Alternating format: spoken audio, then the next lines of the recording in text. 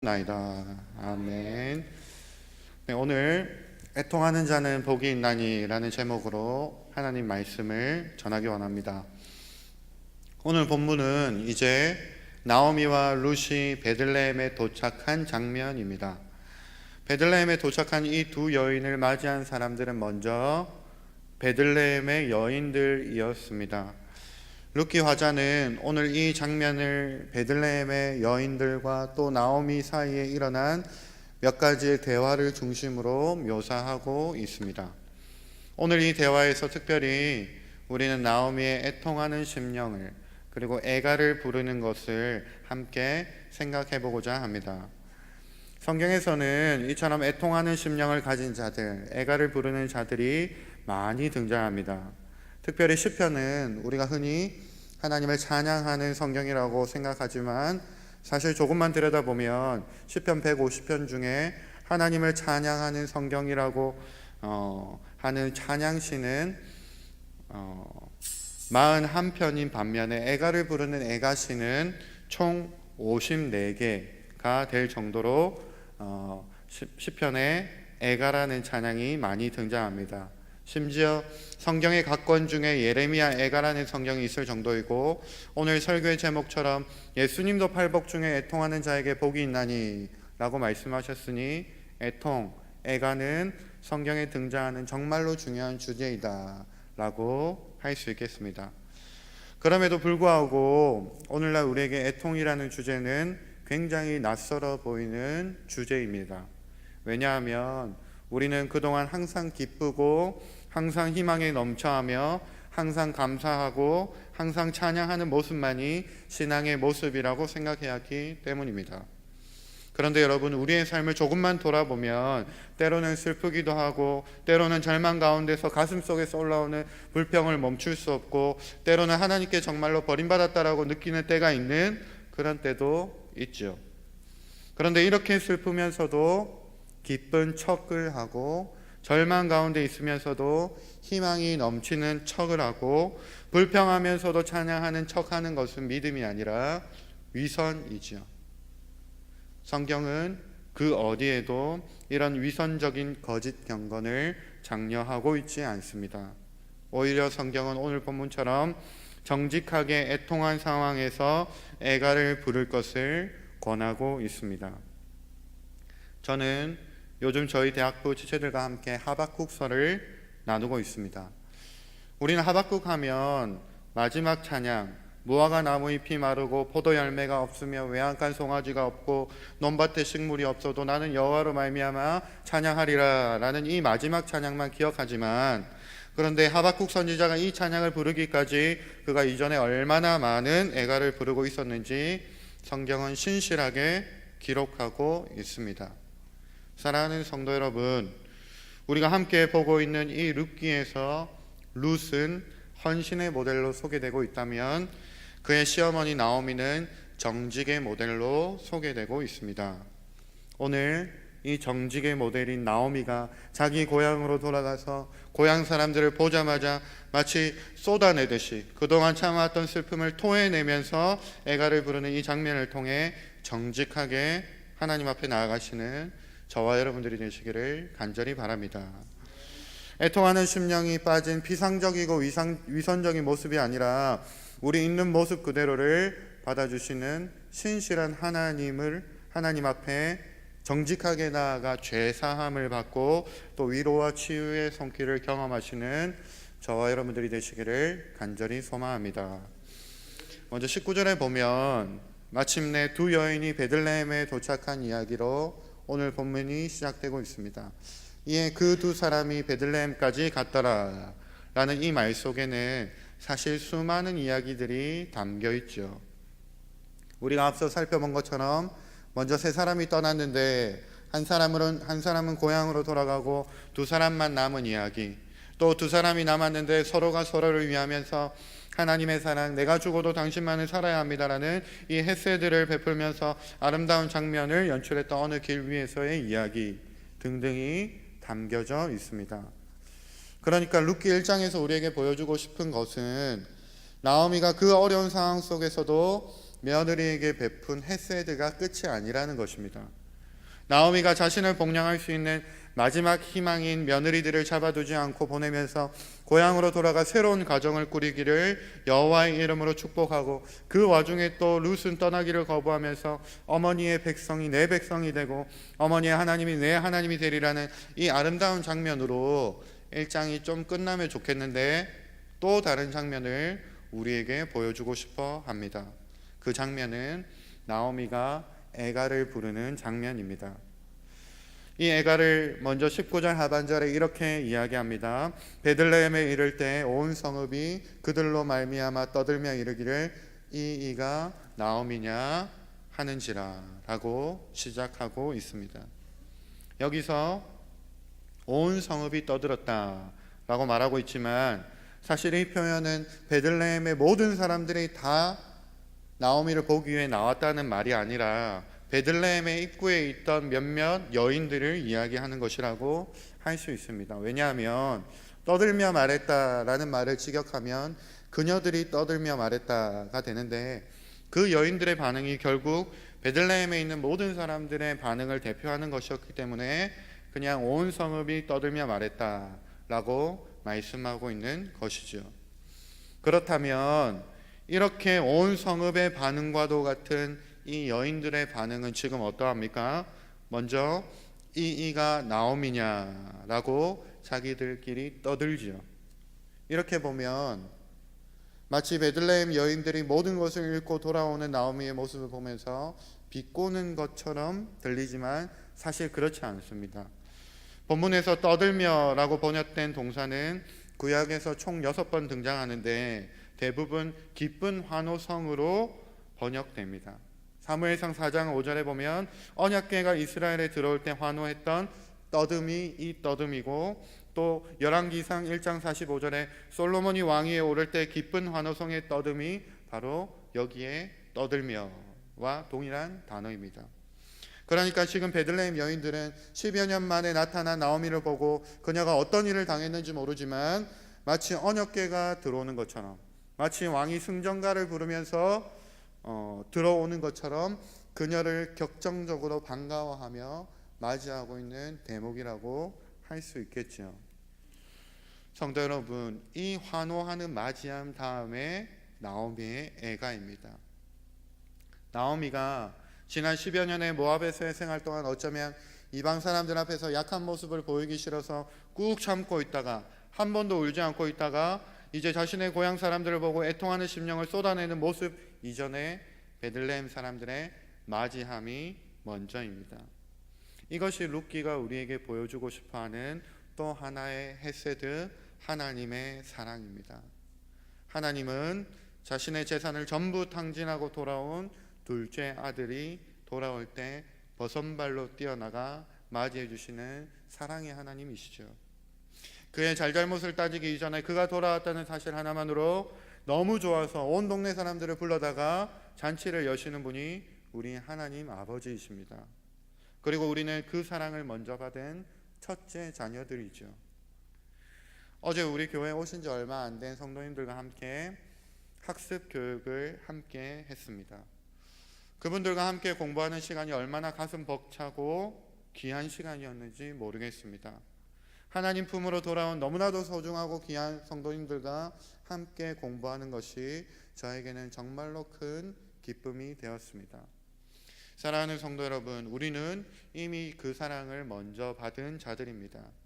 이미 베들레헴에 있었던 여인들처럼, 이미 하나님 아버지의 집에 가는 첫째 아들처럼 우리는 그 사랑을 이미 받은 자들입니다. 이미 받은 사랑으로 이렇게 고통당하는 다른 사람들을 부지런히 맞이해 주시는 저와 여러분들이 되시기를 간절히 소망합니다. 그래서 우리 주변에 나오미와 같이 고통으로 신음하는 이웃들이 다른 곳에 찾아가는 것이 아니라 예수 믿는 우리들에게 와서 다 쏟아내도 넉넉하게 받아줄 수 있는 이 시대의 참된 위로자들이 다 되시기를 간절히 소망합니다. 이어서 20절과 21절에 이제 나오미의 애가가 불려집니다. 이제 이렇게 맞이해주는 자신의 고향 사람들 앞에서 나오미는 애가를 쏟아내듯이 이야기하고 있습니다. 아마 나오미는 만감이 교차했을 것입니다. 지난 10여 년 동안 흉년 속에서 남편을 잃고 두 아들마저 잃었지만 이방 땅에서 마냥 울고만 있을 수 없었던 나오미가 고향에 돌아오자마자 자신을 알아보고 자신을 맞이해 주시는 사람들을 만나자 지난 10여 년 후에 애통함과 쓰라림이 막 터져 나오는 것이죠. 나오미는 이렇게 터져 나오는 슬픔 속에 자신의 지난 세월을 네 가지로 요약하고 있습니다. 먼저 20절에 자신의 이름을 기쁨이라는 뜻의 나오미가 아닌 쓰라림을 뜻하는 마라라고 부르라고 요청하면서 자신을 이렇게 쓰디쓴 세월을 허락하신 분이 전능하신 하나님, 전능자라고 고백하고 있습니다. 또 21절에 보면 자신이 처음에는 풍족하게 나갔지만 텅 비어서 돌아오게 하셨고 또 그뿐만 아니라 여호와께서는 나를 징벌하셨고 전능자가 나를 괴롭게 했다고 하면서 자신의 지난 모압에서의 생활을 정리하면서 애가를 쏟아내고 있습니다. 오늘 본문을 자세히 보지 않으면 그냥 겉으로 보면 나오미가 불평과 불만을 탄식으로 쏟아내는 것처럼 보일지도 모르겠습니다. 그래서 이런 나오미의 불신앙은 반 모델로 삼고 2장에서나 본격적으로 나오는 룻의 신앙만 본받자고 하는 것은 너무 모자란 해석입니다. 남편을 잃고 두 아들을 잃은 비극적인 일을 당한 나오미가 수년 동안 이방 땅에서 슬픔을 숨기고 감추고 표출할 수 없다가 고향에 오니까 자연스럽게 표출되어지는 것은 불신앙이 아니라 오히려 하나님을 신뢰하였기 때문에 부르짖을 수 있는 기도와 노래입니다. 하나님 품으로 돌아와서 자신의 삶에 문제가 있었음을 애통하면서 예레미야나 욥처럼 하나님 앞에 정직하게 부르짖고 있는 이 장면은 나오미가 얼마나 신실한 여인이었는지 보여주는 대목이라고 할 수 있겠죠. 실제로 본문을 보면 나오미의 이 애가 속에 전능자의 이름과 여호와의 이름이 각각 2번 불려집니다. 특별히 전능자라는 이름은 구약에 총 43번 등장하는데 고난이라는 주제를 다루는 욥기에만 무려 23번이나 등장합니다. 이것은 무엇을 말합니까? 그러니까 나오미의 애가 속에는 욥의 고백처럼 주신 이도 여호와시요 취하시는 이도 여호와이시기 때문에 자신에게 재앙과 고통이 임했지만 이마저도 자신을 다스리시는 전능하신 하나님의 섭리 안에 있다고 고백하는 것이라고 할 수 있겠죠. 하나님을 향한 깊은 확신 속에서 애가를 부르면서 전능하신 하나님을 향해 도움을 요청하는 신실한 외침이라고 할 수 있습니다. 사랑하는 성도 여러분, 성경은 우리에게 고통을 당했을 때, 우리가 인생의 쓰디쓴 경험을 했을 때 나오미처럼 하나님께 나와 애가를 부르기를 요청하고 있습니다. 문제가 없는 척하거나 경건한 척하거나 그렇게 하지 말고 정직하게 하나님 앞에 나와서 고통을 부르짖으라고 우리에게 요청하고 있습니다. 구주 되신 우리 주님도 팔복 중에 애통하는 자가 복이 있나니 그들이 위로를 받을 것이며 라고 말씀하셨습니다. 세상적인 관점으로 보면 고난을 만나 애통하는 자는 절대로 복되다라고 할 수 없지만 우리에게는 위로하시는 하나님이 계시기 때문에 그마저도 복되다라고 이야기할 수 있습니다. 성도 여러분, 고통스러운 현실과 죄 많은 자신을 보시면서 절망하지 않고 죄의식을 느끼지 못하고 애가를 부르지 못하고 이러한 사람들은 매우 위선적인 신앙에 빠질 위험에 있습니다. 예수님 시대에 바리새인들이 그랬고 중세 시대에 로마 가톨릭 사람들이 그랬습니다. 루터는 이런 위선적인 신앙에 빠진 로마 가톨릭 사람들을 향해 이렇게 말했습니다. 하나님은 믿는 자의 할렐루야보다 불신자의 저주를 더 즐겁게 들으신다. 왜냐하면 하나님은 거짓 경건으로 둘러싸인 위선의 말보다 탄식자의 정직한 절망과 절규를 더 듣기 원하시는 분이시기 때문에 그렇다는 것입니다. 이 자리에 모인 저와 여러분들 모두가 고통 중에서 위선적인 신앙이 아니라 정직하게 하나님을 향해 부르짖을 줄 알고 애가를 부를 줄 알며 하나님의 위로를 받을 줄 아는 그 자리로 나아가시는 이 자리에 모인 모든 성도님들이 되시기를 간절히 소망합니다. 마지막으로 우리 22절을 함께 읽어보면 좋겠습니다. 22절입니다. 나오미가 모압 지방에서 그의 며느리 모압 여인 룻과 함께 돌아왔는데 그들이 보리 추수를 시작할 때 베들레헴에 이르렀더라. 아멘. 22절은 1장의 마지막 절로서 1장을 마무리하면서 2장에서 시작된 완전한 역전의 소망을 예고하고 있는 구절이라고 할 수 있습니다. 두 가지로 소망을 예고하고 있는데, 먼저 이런 나오미에게 모압 여인 룻이 함께 돌아왔다는 사실이 소망이고, 또 그리고 그들이 돌아올 때가 보리 추수를 시작할 때라는 사실이 소망이라는 것으로 2장의 소망을 예고하고 있습니다. 성경은 나오미가 남편을 잃고 두 아들을 잃은 이 재앙을 당하고 고향에 돌아가서 절규하는 모습으로 끝을 맺으려 하지 않고 소망의 빗줄기로 1장 마지막을 마무리하고 있습니다. 이제 텅 비어서 돌아온 나오미에게 희망이 있음을 매우 솜씨 있게 암시하면서 1장이 마무리되고 있는 것이죠. 먼저 나오미가 애가를 부르는 것처럼 그녀의 삶의 모든 것을 잃은 것은 아니었습니다. 그녀의 곁에는 누가 있었습니까? 그녀에게는 함께한 믿음의 모압 여인 룻이 함께 있었습니다. 룻이 누구입니까? 룻은 하나님의 구속사에서 가장 중요한 여인 중에 한 명입니다. 이렇게나 복된 룻이 함께했다는 소망을 이야기하고 있는 것이지요. 또 마침 그들이 돌아올 때는 베들레헴의 보리 추수를 시작할 때입니다. 이 사실이 베들레헴 땅 한마디기도 없는 그들에게 어떻게 소망이 될 수 있습니까? 그 땅에는 여호와의 율법과 그 율법을 지키는 하나님의 백성이 있기 때문입니다. 율법에는 가난한 과부와 객을 긍휼히 여기면서 추수할 때가 되면, 지금 이러한 때가 되면 밭을 열어놓고 이들이 와서 이삭을 줍도록 허락해라 라고 율법에 기록되어 있습니다. 그리고 그 율법을 지키는 자들이 있기 때문에 최소한 나오미와 룻에게는 굶어 죽지 않을 소망이 있는 것이죠.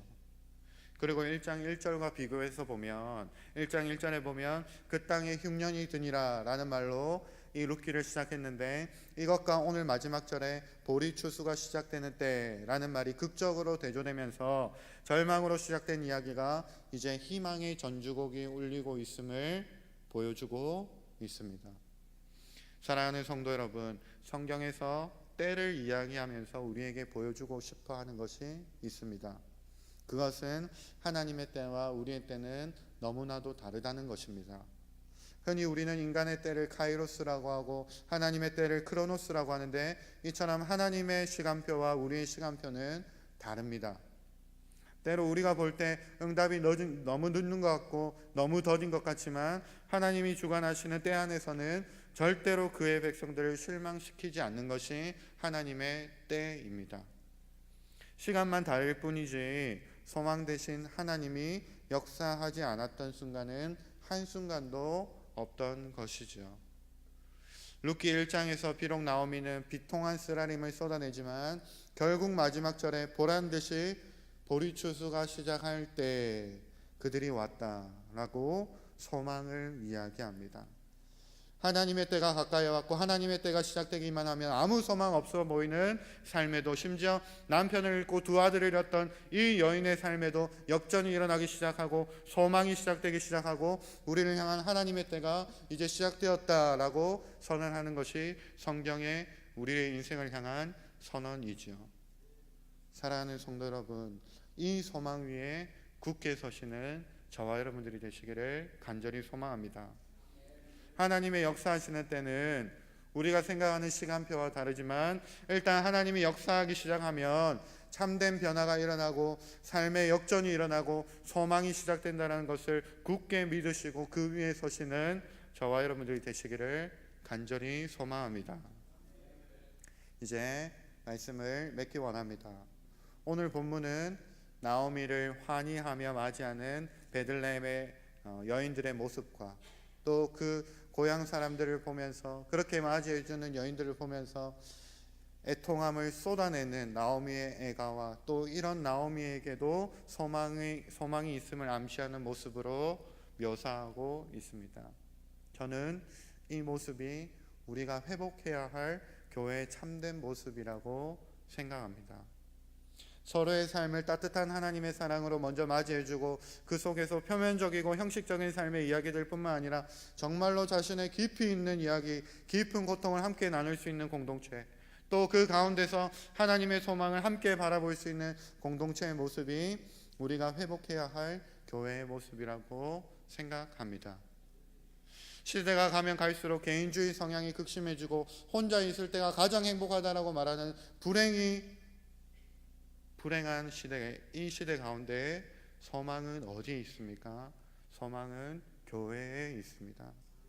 이 세상의 유일한 소망인 하나님의 사랑을 가진 교회 공동체가 서로를 품고 이웃을 품고, 그래서 슬픈 일을 당한 사람들이 달려와서 자신의 애통함을 토로할 때 하나님의 위로를 전달하고 참된 소망을 이야기할 수 있는 공동체가 회복되기 시작할 때 이 땅에 소망이 있다라고 이야기할 수 있습니다.